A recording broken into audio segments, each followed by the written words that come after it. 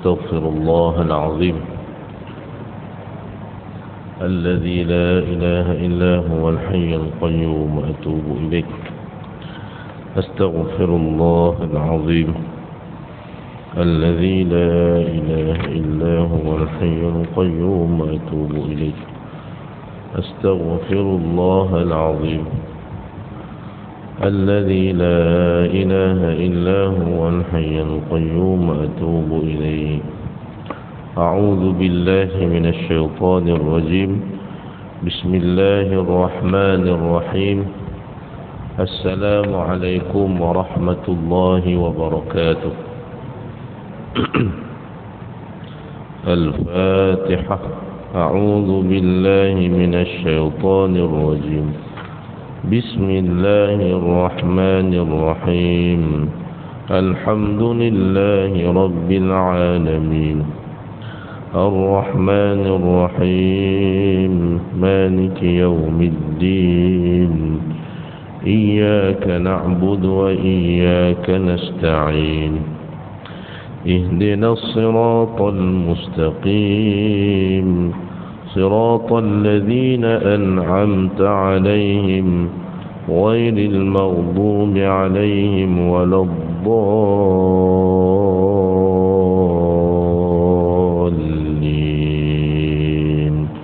آمين. الحمد لله رب العالمين وأفضل الصلاة وأتمه التسليم على الحبيب الشافي سيدنا ونبينا محمد وعلى آله وصحبه أجمعين. قال رب اشرح لي صدري ويسر لي أمري واحلل عقدة من لساني يفقه قولي. سبحانك لا علم لنا إلا ما علمتنا إنك أنت العليم الحكيم. ولا حول ولا قوة إلا بالله العلي العظيم. اللهم فقهنا في الدين وعلمنا التأويل. اللهم افتح علينا فتوح العارفين يا أرحم الراحمين. اللهم علمنا ما ينفعنا وانفعنا بما علمتنا. اللهم زدنا علما. اللهم ارزقنا فهما يا عليم. وصلى الله على سيدنا ونبينا محمد وعلى آله وصحبه أجمعين. أما بعد. قال الله سبحانه وتعالى في القرآن العظيم بعد أعوذ بالله من الشيطان الرجيم. بسم الله الرحمن الرحيم. وما أرسلناك إلا رحمة للعالمين. صدق الله العظيم. Al-Fadilah, Tuan Imam, Al-Afadilah, tuan-tuan guru, para alim ulama, pengurusi dan seluruh ahli jawatan kuasa Masjid At-Taqwa, muslimin, muslimat, hadirin dan hadirat yang dirahmati Allah Subhanahu wa taala sekalian. Alhamdulillah, pertama-tamanya syukur kehadrat Allah Subhanahu wa taala pada malam yang berbahagia ini kita dapat sama-sama berhimpun beriktikaf dalam rumah Allah Subhanahu wa taala yang mulia, dalam keadaan kita sama-sama membicarakan sirah Rasulullah sallallahu alaihi wasallam. Semoga majlis kita ini diberkati Allah Subhanahu wa taala. Para malaikat melebarkan sayapnya. Allah Subhanahu wa taala menganugerahkan sakinah, ketenangan dalam jiwa kita, dan semoga nama-nama kita disebut oleh Allah Subhanahu wa taala di sisi hamba yang hampir dengan Allah Subhanahu wa ta'ala, insya-Allah. Amin ya rabbal alamin. Muslimin, para jemaah sekalian, kita juga mengambil peluang kesempatan pertemuan pada malam ini dengan sama-sama berselawat kepada Rasulullah sallallahu alaihi wasallam. Sesungguhnya amalan selawat ini adalah satu amalan yang mulia yang jika seseorang itu berselawat kepada Nabi sallallahu alaihi wasallam sekali, nescaya Allah Subhanahu wa taala akan berselawat kepadanya dengan 10 kali selawat. Inna Allah wa malaikatahu yusalluna 'alan nabi ya ayyuhalladzina amanu sallu 'alaihi wa sallimu taslima. اللهم صل على سيدنا محمد وعلى آل سيدنا محمد. اللهم صل على سيدنا محمد وعلى آل سيدنا محمد. اللهم صل على سيدنا محمد وعلى آل سيدنا محمد. اللهم صل على سيدنا محمد وعلى آل سيدنا محمد. اللهم صل على سيدنا محمد وعلى آل سيدنا محمد. اللهم صل على سيدنا محمد وعلى آل سيدنا محمد. اللهم صل على سيدنا محمد وعلى آل سيدنا محمد. اللهم صل على سيدنا محمد وعلى آل سيدنا محمد. اللهم صل على سيدنا محمد وعلى آل سيدنا محمد. اللهم صل على سيدنا محمد وعلى آل سيدنا محمد. Alhamdulillah. Mudah-mudahan selawat yang dipanjatkan diterima Allah Subhanahu wa taala, insya-Allah. Amin ya rabbal alamin. Menerusi kitab Rahiqul Makhtum karangan Syekh Safiyur Rahman Al-Mubarakfuri rahimahullahu taala, wa nafa'ana Allah bi'ulumihi fid darain amin. Yang ada kitab boleh buka muka surat 322. Masih lagi tajuk tanda keimanan yang hebat dalam peperangan ini. Bagaimana diperlihatkan kepada kita para sahabat baginda ridwanullahu taala alaihim ajma'in saat peperangan sangat menguji keimanan mereka. Antaranya mereka berhadapan musuh-musuh mereka itu adalah daripada kalangan ahli keluarga mereka sendiri. Memang menjadi suatu yang sepatutnya biasanya menjadi sangat keberatan apabila dalam misi peperangan,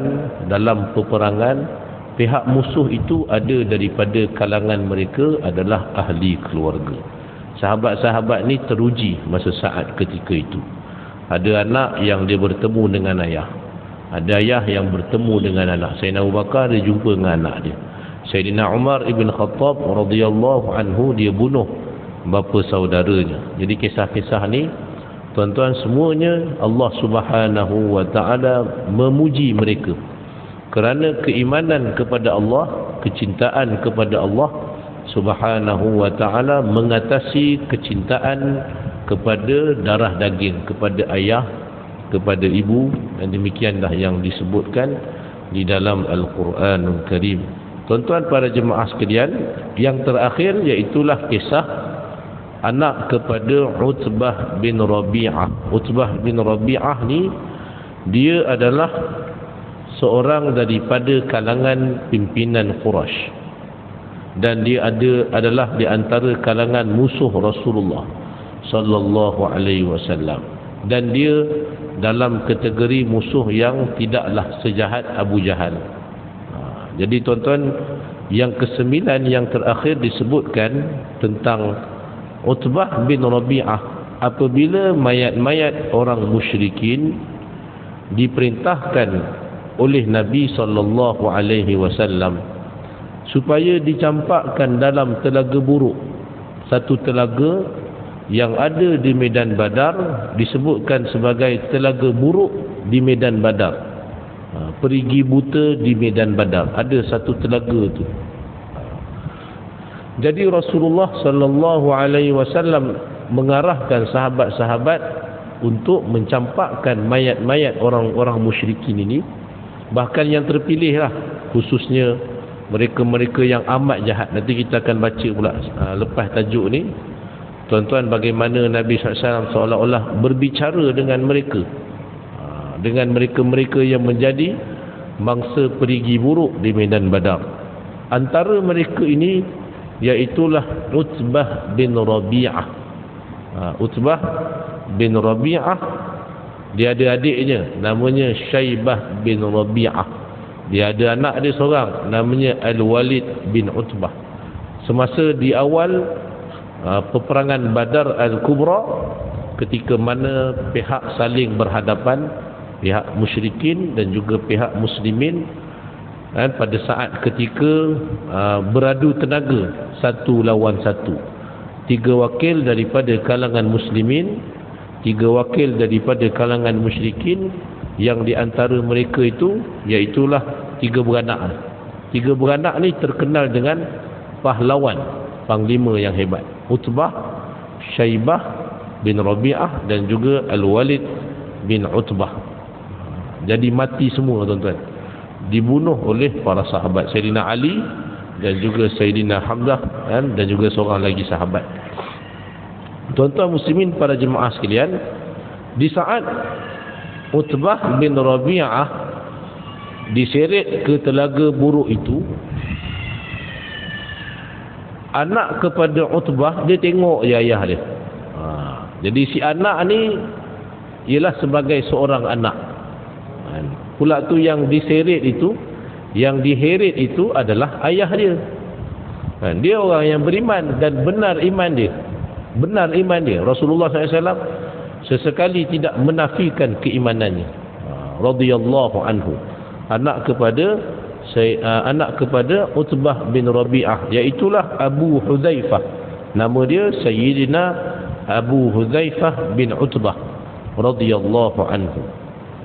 Jadi Rasulullah sallallahu alaihi wasallam melihat muka anaknya, iaitu Abu Hudzaifah, yang kelihatan sungul dan berubah apabila melihat ayahnya, mayat ayahnya diseret.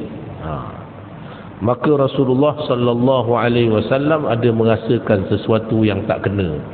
Nampak muka berubah ni, muka si anak ni berubah apabila Nabi sallallahu alaihi wasallam mengarahkan mayat-mayat musyrikin ini dicampakkan ke telaga buta di medan Badar. Jadi tengok, salah seorang yang diseret pula adalah Utbah bin Rabi'ah, la'natullahi alaih, yang mana anaknya pada saat ketika itu Sayyidina Abu Hudzaifah, dia tengok ayahnya, mayat ayahnya diseret, berubah air mukanya. Maka Rasulullah sallallahu alaihi wasallam pun berkata, "Wahai Abu Hudzaifah, boleh jadi ada sesuatu yang menusuk ke dalam jiwamu apabila melihat apa yang terjadi kepada bapamu."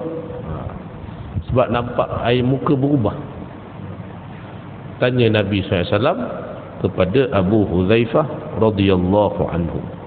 Maka dia pun menjawab, Sayyidina Abu Hudzaifah radhiyallahu anhu, dia menjawab, "Aku tidak meragui, yakni kekufuran bapaku dan kematiannya." Maknanya mati itu memang disaksikan dalam keadaan kafir. Mati buruklah, mati dalam keadaan kafir, mati dalam keadaan menentang agama Allah Subhanahu wa ta'ala. Memang dia tak nafikan yang itu. Tetapi aku tahu benar bahawa bapaku adalah seorang yang pintar, seorang yang pandai. Memang orang bijak lah kita sebut, orang bijak, sabar dan terhormat, orang yang sangat dimuliakan. Utbah bin Rabi'ah bijak, orang yang penyabar pula. Kemudiannya dia juga oleh kerana itu dia sangat dihormati oleh orang-orang Quraisy, pemimpin yang ada karisma dia. Oleh kerana itulah aku sangat mengharapkan sikapnya itu akan menjadikannya mendapat hidayah untuk memeluk Islam. Jadi dia harap sangat kerana sikap-sikap baiknya itu. Kalau ikutkan baiklah tuan-tuan, kan, sabar, sikap baiklah. Pula tu ada bijak ada, kan? Tapi itulah Allah Subhanahu wa ta'ala, dia maha mengetahui. Memang jangankan kata Utbah bin Rabi'ah, bahkan hari ini pun kita tengok ada sebahagian orang, kita tengok bijaksana, pandai dia, kan? Kalau dalam bab ekonomi, kalau dalam bab menguruskan, Masya Allah, luar biasa. Bukan semua orang pandai mengurus, dia pandai mengurus, dia pandai mentadbir, kan? Dia ada ilmu, dia ada talent. Tapi dalam pada masa yang sama tak jaga solat dia. Ni yang sedih. Sebaiknya kalau dah bagus, Tuhan bagi pandai, dah bijak, duduk atas pula. Alangkah baiknya kalau dia juga, kan, menjaga hubungannya dengan Allah SWT. Kadang-kadang ahli keluarga ni dia sayang, orang bawah kadang-kadang dia sayang, kan? Lebih-lebih lagi kalau orang itu adalah ahli keluarga dia. Sedih tengok, kan? Dah lah pandai, dah lah bijak, tapi yang part ni, kan, part ni tak boleh nak jaga, solat tak boleh nak jaga, puasa tak ke mana-mana, zakat pun tidak. Nah, ni contoh tuan-tuan. Sayang, ibarat kata kita sayang orang pandai, sayang orang bijak, orang sayang. Lagi-lagi kalau dia pemimpin, kan, pemimpin yang memang disayangi rakyat, orang rakyat suka dia, tapi dia pula yang menentang Islam, contoh. Ni berat lah, kita rasa sedih lah, kesal lah. Jadi anak kepada Abu Huzaifah, dia tahu ayah dia orang pandai, orang yang bijaksana, pemimpin yang ada ciri-ciri kepimpinan yang terbaik, sabar orang dia, bahkan orang yang sangat terhormat. Jadi dia sangat mengharapkan agar supaya ayahnya itu memeluk agama Allah Subhanahu wa ta'ala. Samalah macam cerita tuan-tuan Ustaz Ridwan T. Ustaz Ridwan T, ya Allah, kalau dia cerita pasal ibu dia, memang kita pun boleh menangis. Nak sangat masa hidup ayah dia, sebelum ibu lah, mengucap 2 kalimah syahadah. Sebab sayangnya yang amat kepada ayah dan juga ibu dia. Ya Allah, kalau boleh nak pimpinlah ibu, nak pimpin sangat si ibu dia ni buat haji, buat umrah, melaksanakan tawaf, melaksanakan sa'i. Itu menjadi impian dia. Kemudiannya masa sehingga dia usaha ajak mak dia, kan, sebelum tu ayah lah, tak. Jadi mak dia tinggal. Cerita tu memang kalau dengar nangis, banyak kali dengar pun nangis. Tuan-tuan, nak sangat mak dia tu mengucap 2 kalimah syahadah, mengharapkan kebaikan itu ada pada si ibu dia. Sampailah hujung dah, hujung nyawa dah. Si ibu ni diajaknya juga, diajarkan mengucap, tapi tak dengar, tidak kedengaran itu. Itu yang dia sedih tu. Jadi cerita sedih tu ada, sedih tu ada tuan-tuan. Tak kedengaran ucapan itu.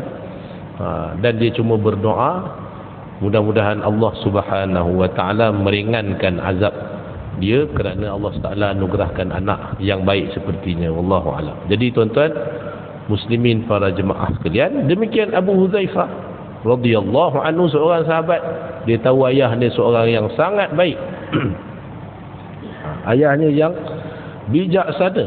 Dia sangat mengharapkan ayah dia mendapat hidayah Islam, agama Allah Subhanahu wa ta'ala. Sememang ayah dia Utbah dalam peristiwa Rasulullah sallallahu alaihi wasallam di Taif, saat dikejar oleh orang-orang Bani Thaqif. Nabi SAW dikejar tuan-tuan, puak Bani Thaqif baling batu. Nabi SAW terus dikejar sehinggalah Nabi SAW berhenti berehat di sebuah kebun. Kebun itu milik Utbah bin Rabi'ah, Utbah dan Syaibah bin Rabi'ah. Barulah mereka ni semua tak kejar Rasulullah sallallahu alaihi wasallam. Kalau tuan-tuan pergi ke Taif, ada biasanya akan dibawa di tengah jalan kebun tersebut, kebun di mana Nabi SAW beristirahat. Di situlah Rasulullah sallallahu alaihi wasallam berdoa, doa yang sangat masyhur, doa yang dimustajabkan Allah SWT. Di situlah Nabi sallallahu alaihi wasallam merasakan amat sedih, teramat-amat sedih dalam kehidupan Nabi sallallahu alaihi wasallam. Tapi sedih diselangi dengan berdoa kepada Allah. Kita jangan sedih, jangan biar sedih begitu solat tetap kena teruskan, kan? Doa kena teruskan masa tengah sedih, jangan biar kesedihan itu yang jadi murung.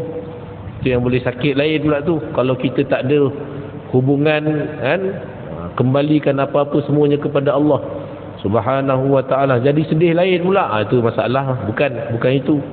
Sedih biasa, Nabi SAW sedih, tapi bermunajat kepada Allah SWT. Dengan munajatnya itu Allah Ta'ala datangkan bantuan, datang pula kekuatan kepada Nabi sallallahu alaihi wasallam. Maka Utbah bin Rabi'ah ada. Utbah pun ada masa tu, dia saksikan. Dia suruh anak dia, pembantu dia, pengurus kebunnya itu yang bernama Addas, bawakan segugus anggur kepada Nabi sallallahu alaihi wasallam. Jadi perbuatan ni antara perbuatan yang kita sebut berlemah lembut dengan Nabi sallallahu alaihi wasallam yang pernah dilakukan oleh Utbah. Memang orang baik, dia tak sejahat Abu Jahal. Demikian juga dalam peristiwa lain, dia tawarkan kepada Nabi SAW, dan tawaran yang tak pernah diberikan oleh mana-mana pemimpin Quraisy. Tawaran kewangan, tawaran-tawaran ni sampai hari ni masih hidup ni. Tawaran jawatan dan tawaran wanita ditawarkan kepada Nabi dengan syarat tinggalkan perjuangan agama Allah Subhanahu wa ta'ala. Jadi muslimin, para jemaah yang dirahmati Allah Subhanahu wa ta'ala sekalian, kata Abu Hudzaifah bin Utbah radhiyallahu anhu, tetapi apabila aku melihat apa yang menimpanya dan terkenang keadaannya yang mati dalam kekufuran, setelah mana aku mengharapkan sebaliknya, maka itulah yang menimbulkan rasa sedihku. Sedih yang teramat. Sama macam cerita Ustaz Ridwanti tadi, tuan-tuan. Sedih, kalau kita dengar pun sedih. Mengharapkan kebaikan kepada ibu ayahnya, terutamanya, kan, kebaikan menerima hidayah Allah Subhanahu wa ta'ala. Sebab berada di dalam Islam ni, tuan-tuan, ya Allah, sebesar-besar anugerah, sebesar-besar nikmat yang Tuhan kurniakan. Maka jagalah, peliharalah Islam ini dengan sebaiknya, peliharalah ibadah yang mulia ni dengan sebaiknya. Semoga Allah Ta'ala memelihara kita semua. Kemudian Rasulullah sallallahu alaihi wasallam berdoa kebaikan untuknya serta memujuknya dengan lemah lembut radhiyallahu anhu. Muslimin, para jemaah yang dirahmati dan dikasihi Allah Subhanahu wa ta'ala sekalian, peperangan pun sudah selesai, habis perang. Pihak musyrikin menerima kekalahan yang teruk sementara orang-orang Islam mendapat kemenangan yang selesa. Kemenangan dengan bantuan Allah Subhanahu wa ta'ala. Dalam peperangan Badar memang memperlihatkan menang ni kerana bantuan Allah Subhanahu wa ta'ala. Di kalangan orang-orang Islam yang gugur syahid ialah seramai 14 orang, iaitu 6 orang daripada pihak Muhajirin dan 8 orang daripada kalangan Ansar radhiyallahu anhum ajma'in. Syahid, maknanya 14 orang je, subhanallah, yang syahid. Yang mana biasanya kalau jemaah-jemaah dibawa ke medan Badar, juga dibawa ke makam perkuburan syuhada-syuhada Badar. Subhanallah, ada kesempatan tuan-tuan boleh ziarah. Kan di medan Badar. Badar ni tuan-tuan satu tempat lah. Jadi di situ ada dimakamkan sahabat-sahabat yang syahid di medan Badar. Adapun orang-orang musyrikin, maka mereka menanggung kerugian yang tidak terperi. 70 orang terbunuh, sementara 70 orang lagi menjadi tawanan perang. 70 orang terbunuh, bukan dipanggil syahid dah, bukan syahid. Nak panggil apa? Mati apa? Mati katak. Mati benda. Katak pun boleh jugalah. Dan kalau yang pihak muslimin mati syahid, yang syahid tu 14 orang. Masya-Allah. 313 yang syahid 14 orang. Adapun yang pihak musyrikin 1000 orang, yang mati seramai 70 orang, termasuk pemimpin besar mereka, iaitulah Abu Jahal la'natullahi alaih. 70 lagi jadi tawanan. Kebanyakan yang terbunuh tu pula ialah pemimpin dan orang-orang kenamaan mereka. Yang ada disebutkan dalam sebuah hadis, tuan-tuan, Sayyidina Ibnu Mas'ud radhiyallahu anhu ketika di Mekah pernah melihat Nabi sallallahu alaihi wasallam berdoa untuk pemimpin-pemimpin. Iaitulah peristiwa ketika Rasul sallallahu alaihi wasallam sedang solat, sujudnya ada orang meletakkan perut unta di belakang Nabi sallallahu alaihi wasallam.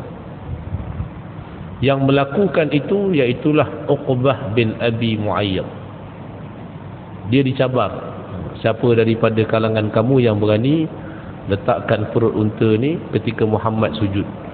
Tengok-tengok diangkat dia letak perut unta di belakang Rasulullah sallallahu alaihi wasallam. Bila diletak, tuan-tuan, letak aja, pemimpin Quraisy ni semua ketawa, terbahak-bahak ketawa, mentertawakan Nabi SAW. Yang sujud di belakangnya ada perut unta, ada uri unta.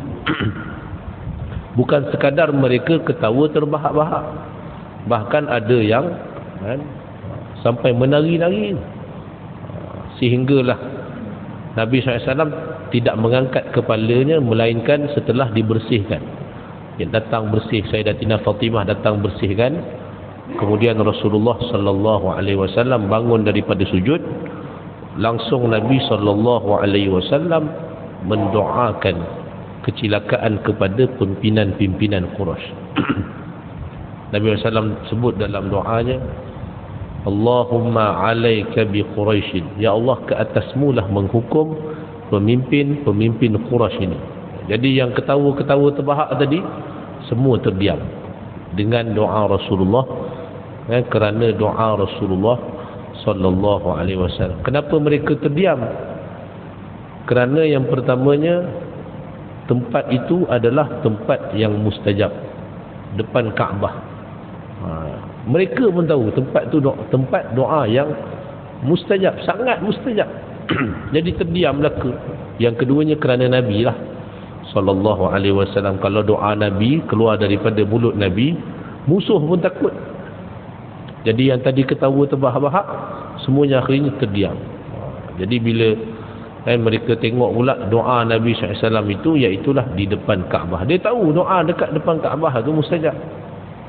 Bahkan orang Islam pun kita semua sedia maklum, kita diajarkan dan meyakini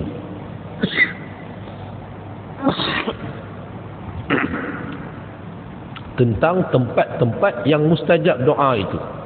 Ada beberapa tempat, antaranya di Multazam, iaitulah di rukun Hajarul Aswad dan pintu Kaabah. Yang ni memang sabit di dalam hadis Nabi sallallahu alaihi wasallam. Tuan-tuan pergilah situ, ambil peluang, ambil kesempatan, doalah banyak-banyak dekat Multazam. Ada peluang lagi, sandarkan badan macam ni, pipi ni. Ada peluang buat macam tu, sandarkan pipi. Kalau tak, doa je lah, kan? Begitu juga di dalam Hijr Ismail, mustajab, tuan-tuan. Begitu juga di rukun Yamani, antara rukun Yamani dan juga rukun Hajarul Aswad. Itu biasa kita baca apa masa tawaf? Rabbana atina fid dunya hasanah wa fil akhirati hasanah wa qina azaban nar wa adkhilna al-jannata ma'al abrar ya aziz ya ghaffar ya rabbal alamin. Tu doa tu memang maksud. Yang doa tawaf satu, doa tawaf dua, itu bukannya doa yang memang kena baca. Itu hanya sebagai untuk kita, kan, sebagai bekalan. Kalau kita tak tahu nak buat apa, baik doa. Jadi disediakan tu, bukan mesti yang itu. Tapi yang maksurnya, yang memang Nabi SAW, kan, ketika tawaf baginda SAW sampai di rukun Yamani, kan, dan juga antara Yamani, rukun Yamani dan juga rukun Hajarul Aswad, setelah istilam bismillahi Allahu Akbar di rukun Yamani, Nabi SAW berdoa Rabbana atina fid dunya hasanah. Yang lain tu tuan-tuan nak buat apa tak apa, tapi yang situ tu bacalah Rabbana atina fid dunya hasanah wa fil akhirati hasanah wa qina azaban nar. Ada ratusan ribu malaikat-malaikat Allah Subhanahu wa taala yang mengaminkan doa tuan-tuan. Masya-Allah. Jadi jangankan kata kita orang Islam, orang musyrikin pun tahu itu kawasan tu memang sangat mustajab doa. Bahkan ada setengah jemaah kata Tuhan bagi cash. Doa itu cash. Dia punya tajam punya doa itu cash. Muslimin para jemaah sekalian, jadi doa ni memang mustajab. Nabi SAW doa kepada pemimpin-pemimpin tu, bahkan disebutkan nama dia seorang-seorang. Abu Jahal, Utbah bin Rabi'ah, Syaibah bin Rabi'ah, Uqbah bin Abi Muayyad. Kata Ibnu Mas'ud radhiyallahu anhu, aku menyaksikan semua yang namanya disebut Rasulullah sallallahu alaihi wasallam itu menjadi mangsa di Telaga Buruk di Badar. Pemimpin-pemimpin semua mati. Antaranya kerana doa Nabi. Jangan main-main doa Rasulullah SAW. Jangan main-main doa dekat Mekah, doa di hadapan Kaabah, tempat yang mustajab tadi. Muslimin para jemaah yang dirahmati Allah Subhanahu wa ta'ala sekalian, tak kala peperangan telah selesai Rasulullah sallallahu alaihi wasallam berdiri di hadapan mayat-mayat orang musyrikin. Nabi SAW berdiri di depan mayat mereka sambil Nabi SAW berkata, buruk sungguh perlakuan kamu kepada Nabi kamu.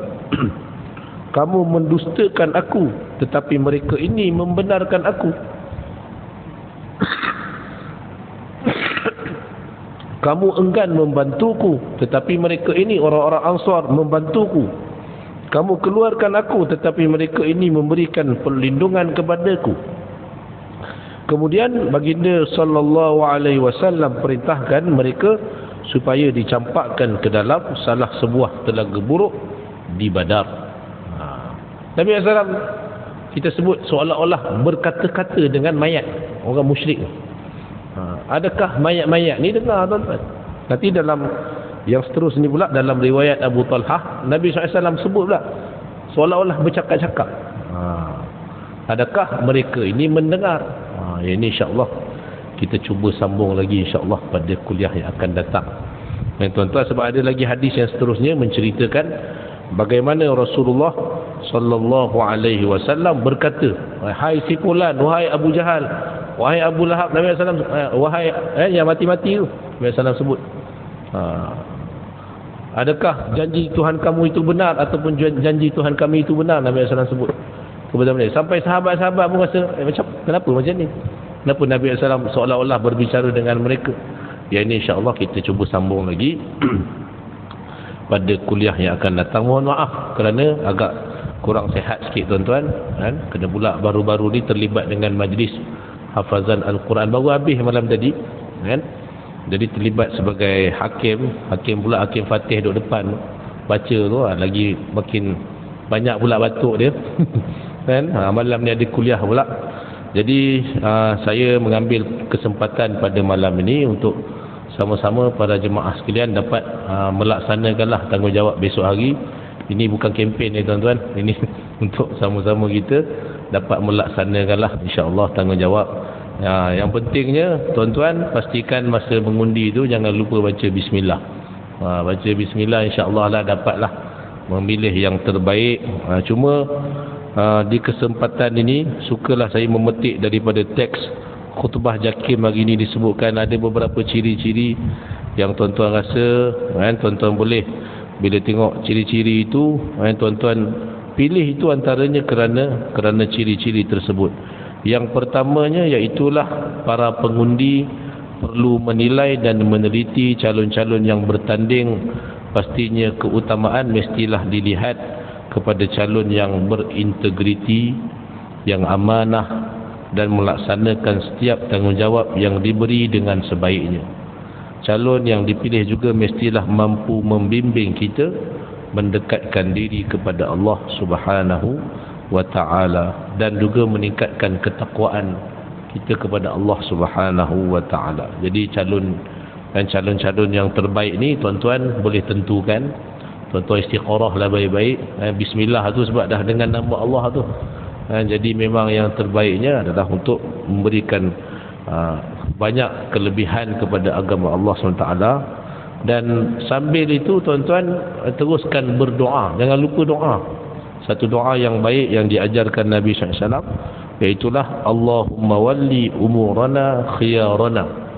Allahumma walli umurana khiyarana wala tuwalli umurana syirarana. Allahumma walli umurana khiyarana wala tuwalli umurana syirarana. Yang bermaksud, ya Allah, lantiklah untuk urusan kami pemerintahan orang-orang yang terbaik daripada kalangan kami. Walli umurana, lantiklah, pilihlah ya Allah pemerintahan, kepimpinan yang terbaik daripada kalangan kami. Wala tuwalli, janganlah pilih ya Allah umurana, pemimpin-pemimpin kami untuk mentadbir segala urusan kami, syirarana, yang terburuk daripada kalangan kami. Jangan pilih yang buruk-buruk sebab dah baca nama Allah. Pilih yang terbaik, laksanakanlah tugas sebagai rakyat dalam negara kita yang tercinta ni. Saya bawa tajuk ni yang ujung-ujung dalam kuliah ni tuan-tuan sebab kebetulan tadi tengah hari kuliah Zuhur di inilah pusat bandar lah, di Dewan Bahasa tadi, masya-Allah. Tajuknya undi untuk esok lah. Tapi kebetulan hari ni cuti umum. Yang datang tu rupanya banyak orang luar, orang Bangla, orang Pakistan. Saya kata ceramah apa pula ni? Dia orang semua tak mengundi. Jadi saya qada malam ni lah, sampaikan jugalah untuk tuan-tuan. Doa ni banyak-banyak baca, banyak-banyak. Jadi dia orang tak mengundi esok. Jadi tadi yang ramai datang kuliah Jumaat tadi, dia orang Pakistan, Bangladesh, orang Melayu ada nampak 2-3 orang. Jadi tak kena pada tajuk je lah. Jadi malam ni insya-Allah tuan-tuan teruskan doa, insya-Allah mudah-mudahan Allah Taala berikan yang terbaik kepada kita semua, kepimpinan yang terbaik mudah-mudahan. Aqulu qawli hadza wa astaghfirullahal azim li wa lakum. Subhanakallahumma wa bihamdik, asyhadu an la ilaha illa anta, astaghfiruka wa atubu ilaik. Bismillahirrahmanirrahim. Wal 'asri innal insana lafi khusr illa alladhina amanu wa 'amilus solihat wa tawassaw bil haqq wa tawassaw bis sabr. Barakallahu fikum. Assalamu alaikum warahmatullahi wabarakatuh.